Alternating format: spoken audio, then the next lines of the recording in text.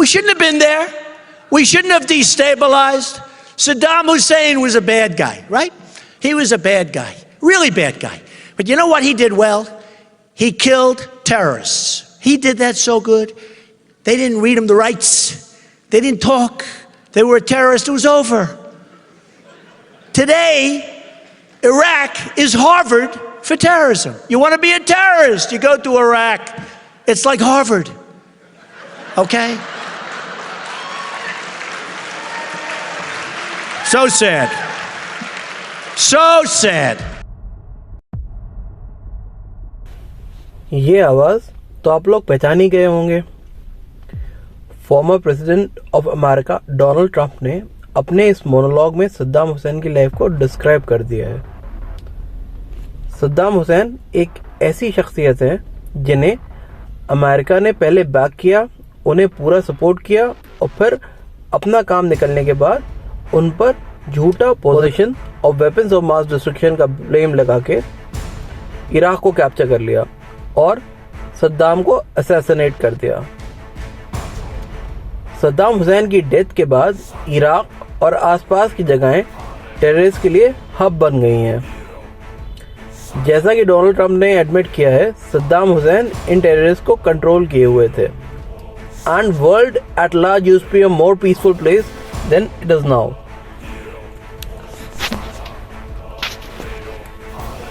अगर गिनती की जाए तो सद्दाम हुसैन का नाम दुनिया के सबसे खतरनाक लीडर्स में आएगा। सद्दाम हुसैन ने इराक को रूल 1979 में करना शुरू किया था और अपनी पकड़ इराक में बनाए रखने के लिए किसी भी हद तक जाने के लिए जाने जाते थे। सद्दाम हुसैन अप्रैल 28, 1937 को इराक में टिक्रित के पास अल आलवा में पैदा हुए थे। सद्दाम हुसैन के गांव के लोग बहुत गरीब थे और वहां जिंदगी बहुत मुश्किल थी। सद्दाम हुसैन के फादर भेड़ों को चराया करते थे, पर वो उनकी पैदाइश से पहले उनकी मां को छोड़कर चले गए थे। सद्दाम के पैदा होने से कुछ दिन पहले उनके 12 साल के बड़े भाई की कैंसर की वजह से डेथ हो गई थी। उनकी मां ने उनका नाम सद्दाम रखा था।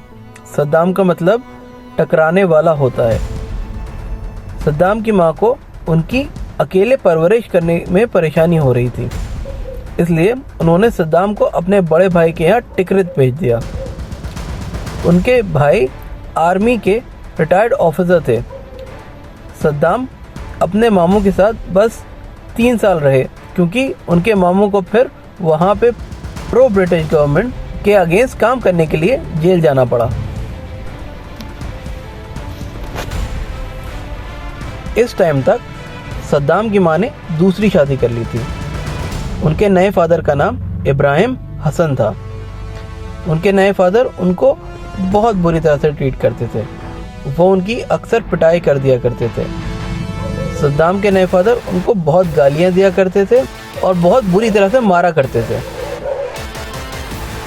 उनके नए फादर ने उनको कभी स्कूल नहीं भेजा, बल्कि वो उनको दूसरों की बकरियां और मुर्गियां चुराने के लिए कहते थे। अगर सद्दाम चोरी करते पकड़े जाते थे तो वो जानवर को वापस करने के बजाय जहर दे देते थे।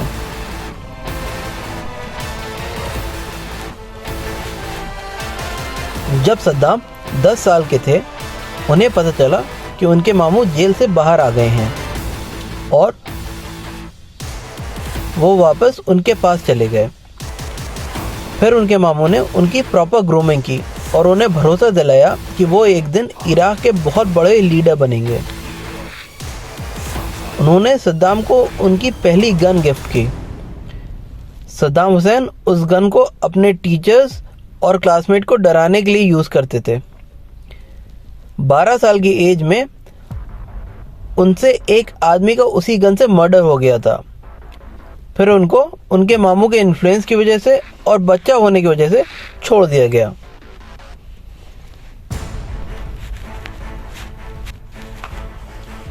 सद्दाम अपने मामू के घर में पॉलिटिकल एनवायरनमेंट से बहुत इन्फ्लुएंस रहते थे। अपनी स्कूलिंग ख़त्म करने के बाद सद्दाम ने अरब बाथ सोशलिस्ट पार्टी ज्वाइन कर ली थी। अरब-बाद सोशलिस्ट पार्टी सीरिया में सारे अरब ग्रुप्स को जोड़ने के पर्पस से बनी थी। इराक में ये एक रेबेलियन पार्टी की तरह काम कर रही थी। जब सद्दाम 22 साल के थे तब सद्दाम ने बाथ पार्टी के लिए इराक के प्राइम मिनिस्टर अब्दुल करीम कासिम को मारने के लिए मेजर रोल प्ले किया था। सद्दाम के ग्रुप ने प्राइम मिनिस्टर की कार को बीच सड़क में अटैक किया था। प्राइम मिनिस्टर के ड्राइवर की इस अटैक में डेथ हो गई थी। प्राइम मिनिस्टर भी इंजर्ड हो गए थे। सद्दाम को भी इस अटैक में गोली लगी थी। इस अटैक के बाद सद्दाम हीरो बन गए थे क्योंकि उन्होंने वो गोली नाइफ यूज करके निकाल दी थी। सद्दाम के बहुत सारे कोलीग्स को जेल हो गई थी, पर सद्दाम सीरिया होते हुए इजिप्ट में जाकर छुप गए थे। इजिप्ट में उन्होंने लॉ की यूनिवर्सिटी ऑफ कायरो में पढ़ाई की। सद्दाम फिर 1963 में इराक वापस लौटे। मिलिट्री ने कूप करके वहां की गवर्नमेंट को हटा दिया था। लौटने के बाद सद्दाम ने बाथ पार्टी के लीडर को हटाने की साजिश की, पर सद्दाम को ज़्यादा सपोर्ट नहीं मिला और सद्दाम को फिर छुपना पड़ा। 1964 में वो पकड़े गए और उन्हें जेल में डाल दिया गया। जेल से भी वो पॉलिटिक्स में एक्टिव रहे और उन्होंने जेल में स्टालिन और हिटलर के बारे में पढ़ा। 1966 में सद्दाम जेल तोड़ के भाग गए। उन्होंने फिर से बाथ पार्टी ज्वाइन कर ली और जल्दी उन्हें डिप्टी सेक्रेटरी बना दिया गया। वो जल्दी बाथ पार्टी में बहुत पॉपुलर हो गए। 1968 में इराक में फिर रेवोल्यूशन हुआ और बाथ पार्टी पावर में आ गई और सद्दाम के कज़न अहमद हसन अल बाकर प्रेसिडेंट बन गए। उन्होंने सद्दाम को सीक्रेट पुलिस का डिप्टी हेड बना दिया। सद्दाम बहुत ही इफेक्टिव एडमिनिस्ट्रेटर साबित हुए और जो उनके अगेंस्ट खड़ा होता था वो उसे हटा देते थे। धीरे धीरे वो इराक के रेवोल्यूशनरी कमांड के वाइस प्रेसिडेंट बन गए। यही ग्रुप बाथ पार्टी को कंट्रोल करता था। इस वजह से सद्दाम को प्रेसिडेंट ना होने के बावजूद पूरे इराक का कंट्रोल मिल गया था। सद्दाम हुसैन ने 1970s में इराक की ऑयल इंडस्ट्री को नेशनलाइज कर दिया। इससे इराक की इकॉनमी बूम कर गई। बाथ पार्टी ने health, education and public work sector बहुत इम्प्रूव कर दिया। सद्दाम ने लिटरेसी पे भी बहुत ध्यान दिया। हाई स्कूल तक की पढ़ाई फ्री कर दी और एजुकेशन सेक्टर को बूम कर दिया। सद्दाम ने पब्लिक के लिए फ्री हॉस्पिटल स्टार्ट करवा दिए और आर्मी के लिए सारी चीज़ें फ्री कर दी। ऐसी फैसिलिटी किसी भी मिडिल ईस्टर्न कंट्री में नहीं थी। सद्दाम ने इराक में बहुत कंस्ट्रक्शन कराया और इराक का नक्शा ही बदल दिया। इसी दौरान सद्दाम ने इराक के लिए बहुत सारे आर्म्स सोवियत यूनियन और वेस्टर्न सप्लायर से खरीदे। जब ईरान से वॉर हुई तो सद्दाम ने आर्म्स परचेज और बढ़ा दिए।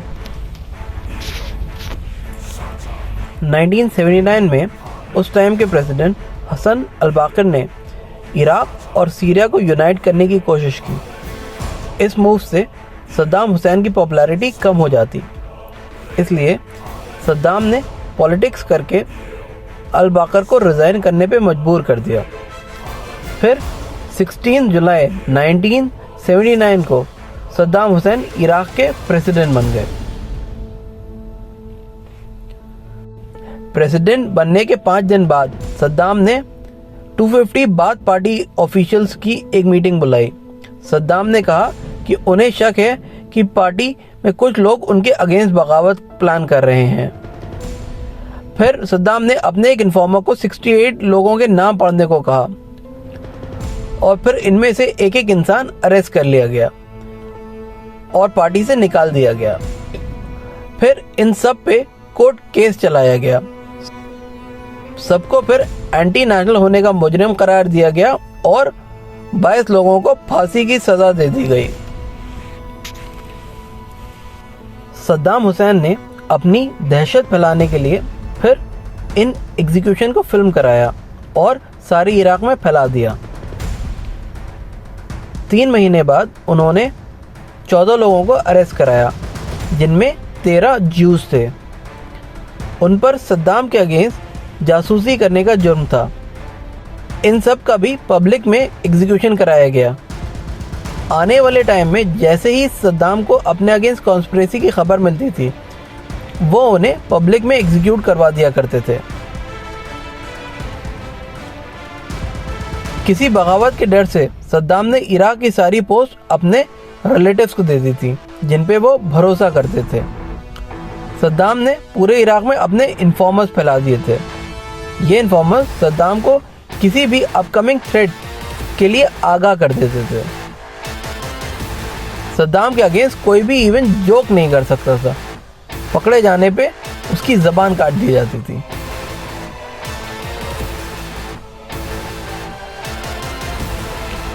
अगर पर्सनल लाइफ की बात की जाए तो सद्दाम हुसैन ने अपनी फर्स्ट कज़न से शादी की थी। उनकी वाइफ का नाम साजिदा था। वो उनके अंकल की बेटी थी। सद्दाम के 5 बच्चे थे, 2 बेटे और 3 बेटियां। उनके बेटों का नाम उदय और कुसे था और बेटियों का नाम रागद, राना और हाला था।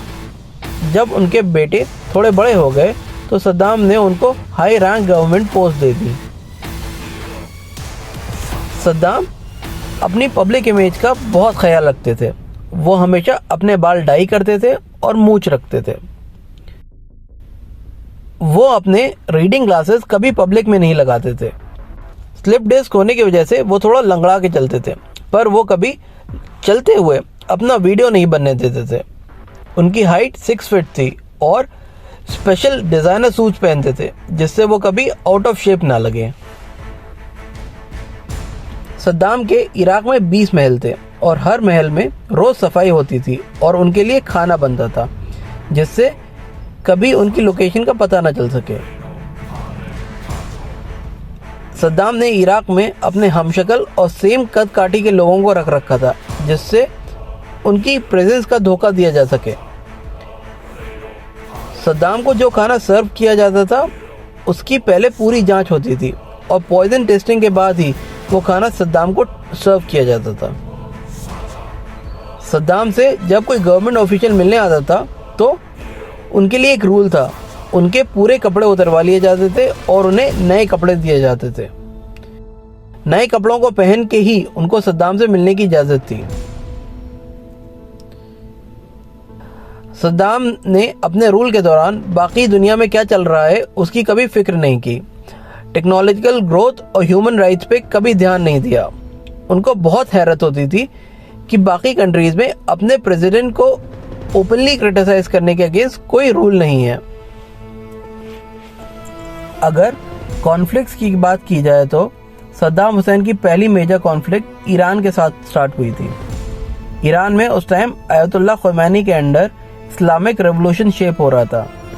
ईरान में डेवलपमेंट हो रहा था और सद्दाम को लगा कि इराक के लोग भी ईरान के डेवलपमेंट से इंस्पायर हो जाएंगे और सद्दाम के अगेंस्ट हो जाएंगे।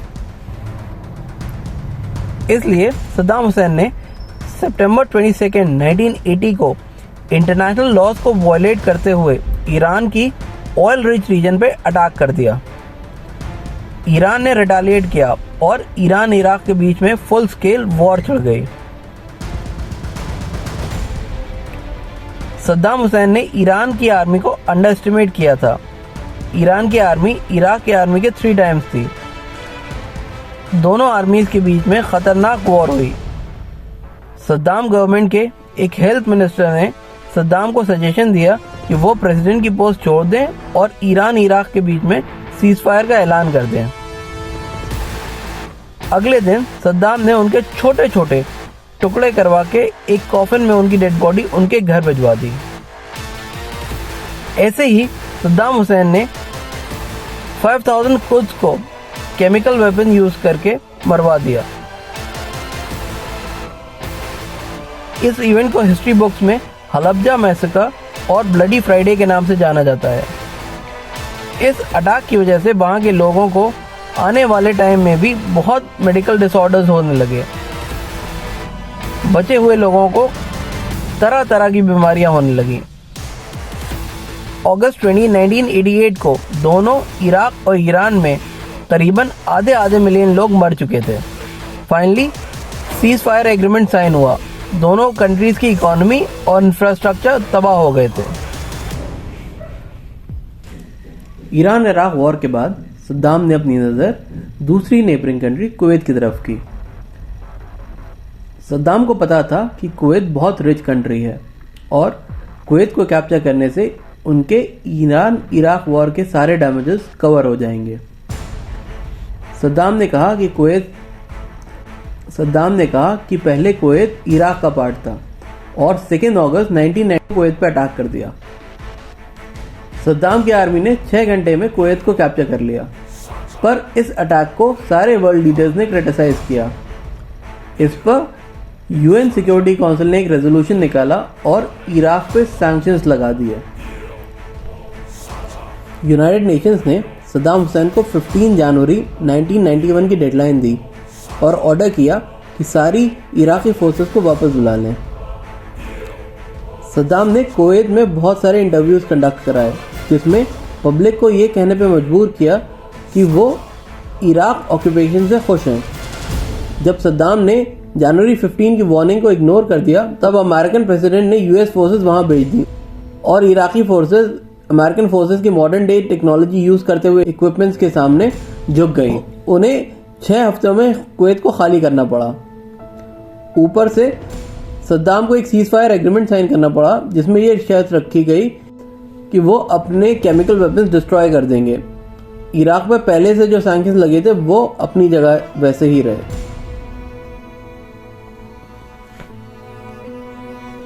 सद्दाम ने इस वॉर में 1.5 लाख से ज़्यादा सोल्जर्स को खो दिया था, पर सद्दाम ने इस वॉर में अपनी जीत क्लेम की और उन्होंने कहा कि उन्होंने अमेरिका को सबक सिखा दिया है। उनका मानना था कि इराक ने अमेरिकन पावर को चैलेंज करके उनकी सुपीरियरिटी पे दाग लगा दिया है। इस वॉर के बाद यूएन और इंटरनेशनल सिक्योरिटी पैनल की नज़रें इराक पे हमेशा रहीं। यूएन की टीम रेगुलरली इराक को विजिट करने लगी और उनको ज़्यादातर केमिकल वेपन्स मिल जाते थे। यूनाइटेड स्टेट्स ने इराक पर रेगुलर मिसाइल अटैक्स किए, लाइक इन 1993 एंड 1998। सद्दाम अपनी वेल्थ को मेंटेन करने के लिए ब्लैक मार्केट में ऑयल सेल करने लगे। इराक की पब्लिक की हालत ख़राब हो रही थी, पर सद्दाम पैलेस पे पैलेस बनवाए जा रहे थे। 9/11 2001 ट्विन टावर अटैक ने पूरा वर्ल्ड पॉलिटिकल सिनेरियो बदल दिया। अमेरिकन गवर्नमेंट ने सद्दाम हुसैन पे ओसामा बिन लादेन के साथ ट्रांजैक्शनल रिलेशनशिप होने का इल्ज़ाम लगा दिया। अमेरिका ने ये ब्लेम लगा दिया कि सद्दाम के पास वेपन्स ऑफ मास डिस्ट्रक्शन है। ये बात अलग है कि आज तक weapons of mass destruction atom bomb की शक्ल में अमेरिका ने ही जापान पे यूज़ किए हैं। American president George W Bush ने अमेरिकन पार्लियामेंट में इराक और नॉर्थ कोरिया को एक्सिस ऑफ ईविल का टर्म दिया।